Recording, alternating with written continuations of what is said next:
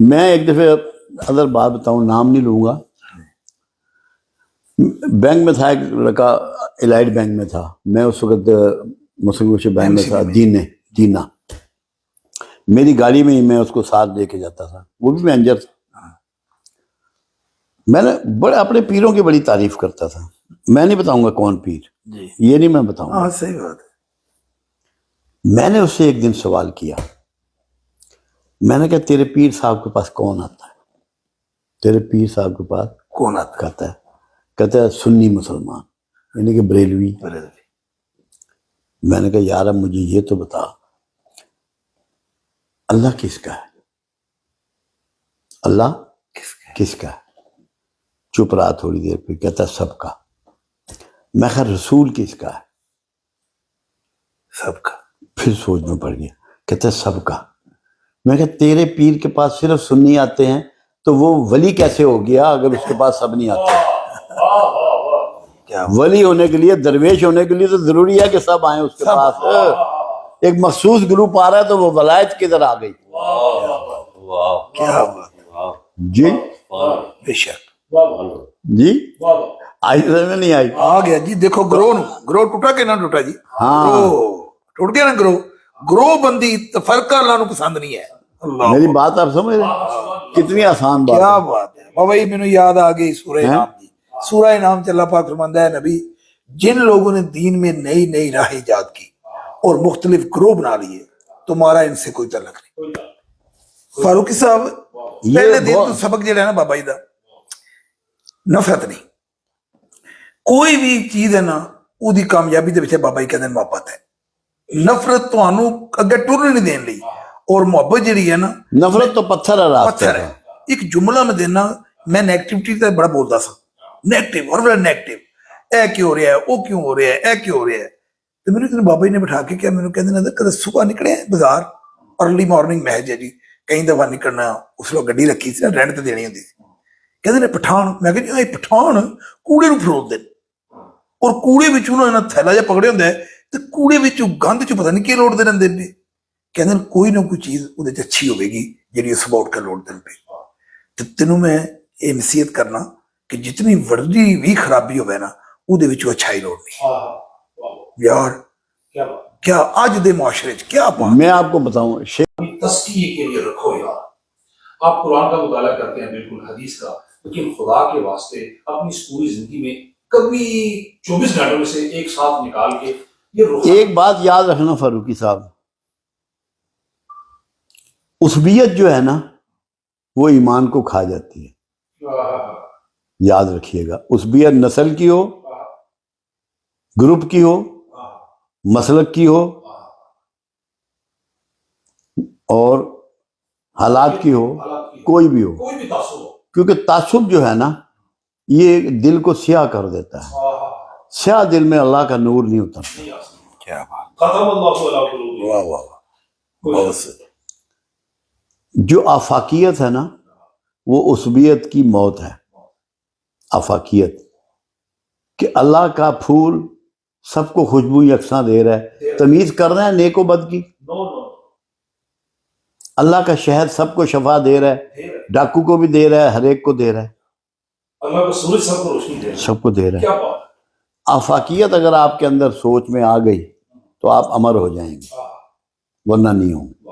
خطا جو ہے وہ بغیر معافی مانگے قابل معافی ہے۔ گناہ کے دیکھیں، اللہ کے دو نام ہیں، ایک رحمان ہے، ایک رحیم ہے، دونوں معاف کرنے والا ہے، رحم کرنے والا ہے، دونوں کا مادہ رحم ہے۔ رحمان وہ ہے جو از خود معاف کرتا ہے، آپ معافی نہ بھی مانگیں، اور رحیم وہ اس وقت ہے جب آپ اس سے معافی طلب کریں تو معاف کریں۔ گنہگار کو معافی طلب کرنی پڑے گی، خطا کار کے لیے ویسے ہی معافی ہے۔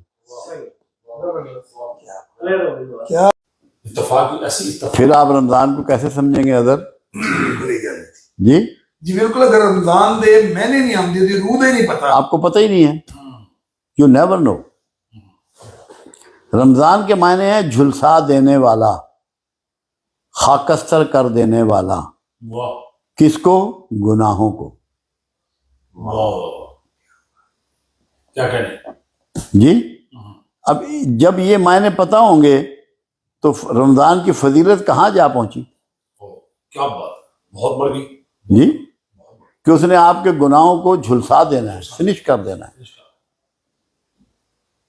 کبھی کسی کو نہیں پتا. میں نے مجمع میں سوال کیا یہ، میں نے کہا آپ لوگ کوئی بندہ بتایا کہ رمضان کے معنی کیا؟ کوئی نہیں جانتا. جی کیا بات، کیا بات. بابا جی کچھ دن پہلا ایک بندے نے پوچھا تو یہ سمجھنے کی بات ہوتی ہے. یہ میں نے کہا آپ لوگوں کو انہیں پتہ لگے کہ رمضان کہتے کسے ہیں. اور مزے کی بات اس میں یہ، جتنے شعبے ہیں نا رمضان کے، وہ رمضان کے مہینے میں ہیں، روزے میں نہیں ہے. روزہ تو ایک شعبہ ہے اس میں سے، ایک شعبہ اس میں سے، روزہ ایک شعبہ ہے. رمضان پورا پروسیس ہے. پورا پروسیس ہے. کوئی شک، کوئی شک. مطلب یہ بنیادی فرق ہے. اب روزے کا بھی معنی لوگوں کو نہیں معلوم. آپ کو معلوم ہے روزے کے معنی؟ اگر زوات کے ساتھ ہو تو وہ گنبد کہا جاتا ہے اس کو، اور زے کے ساتھ ہو تو جسے ہم روزی بھی کہہ لیتے ہیں شاید. روزے کو ہم کہتے ہیں سوم. سوم کسے کہتے ہیں؟ اب سب اردو میں جیسے ہمیں پڑھایا گیا روزے کو کہتے ہیں، اور ایک خاص کنسیپٹ ہے. جی، سوم جو ہے عربی میں سوم کہتے ہیں سرکش گھوڑے کے پاؤں باندھنے کو. واہ واہ، کیا بات ہے. واہ واہ، کیا بات. آپ اپنے سرکش نفس کو کستے ہیں، اس کے پاؤں باندھتے ہیں روزہ رکھ کے. واہ، سبحان اس کو سوم کہا گیا. سبحان. کیا مطلب میں آپ کو بتاؤں، یہ اصطلاح آپ نے ساری عمر میں سنی نہیں ہوگی. سوم کے یہ عربی کے جو لفظ اس کے میں نے سوم کے یہ میں نے آج سنے. میں بتا رہا ہوں آپ میں نے بھی پہلے دفعہ سنا رمضان اور سوم اس کی. لوگ کتنا فرق ہے. ماشاءاللہ. اب یہاں پہ حدیث مبارکہ آپ سمجھیں کہ اللہ رمضان میں شیطانوں کو باندھ دیتا ہے. ہاں، شیطانوں کو باندھ دیتا ہے. باندھ دیتا ہے. لوگوں کو یہ سمجھ میں نہیں آیا. اللہ نہیں باندھ سکتا شیطان کو، کیونکہ اللہ نے اس کو کہا ہے کہ تجھے ایک وقت مقررہ تک کے لیے مکمل آزادی ہے. اللہ اپنے اسٹیٹمنٹ کے اگینسٹ کس طرح کر سکتا ہے؟ اللہ اپنے وعدے کے خلاف کر سکتا ہے؟ نہیں کرتا. تو اس کو قید تو نہیں کرتا. مگر ہر انسان کے جوڑے میں اس کا شیطان پیدا کیا گیا، تو وہ بندہ خود اپنے شیطان کو باندھ دیتا ہے. سوم واہ، سرکش گھوڑے کو باندھنا. باندھ دیتا ہے، روزہ رکھ کے وہ خود ہاں، باندھ دیتا ہے. وہ حدیث مبارکہ اس طرح یہ پوری ہوتی ہے. اب ورنہ اکثر ذہن میں خیال ہوتا ہے کہ وہ شیطان بندہ ہوا ہے تو پھر یہ رمضان کے مہینے بھی بے شمار گناہ ہو رہے ہیں، یہ کون کروا رہا ہے؟ ہاں، اسی لیے کہہ رہا ہوں وہ اس کا شیطان بن جاتا ہے. اس کا شیطان بن جاتا ہے. اللہ کے رسول صلی اللہ علیہ وسلم سے پوچھا گیا، یا رسول اللہ صلی اللہ علیہ وسلم آپ کے جوڑے میں بھی پیدا کیا گیا؟ لفظ استعمال آپ نے فرمایا ہر انسان کا زوج پیدا کیا گیا، جوڑا. آپ نے فرمایا ہاں میرے جوڑے میں بھی شیطان پیدا کیا گیا، مگر مجھے اس پر قابو دے دیا گیا، گرفت دے دی گئی. یہ لوگوں کو سمجھ نہیں آتی ہے، یہ چیزیں ہیں سمجھنے. اچھا بابا جی، میں یہ چاہوں گا کہ رمضان کے یعنی اس کے برکات، اس کی فضیلت، یہ تو اکثر و بیشتر قرآن و حدیث کی اور یار آپ کو اس کی فضیلت اس کے نام میں آ گئی نا ساری. ہیں جی جی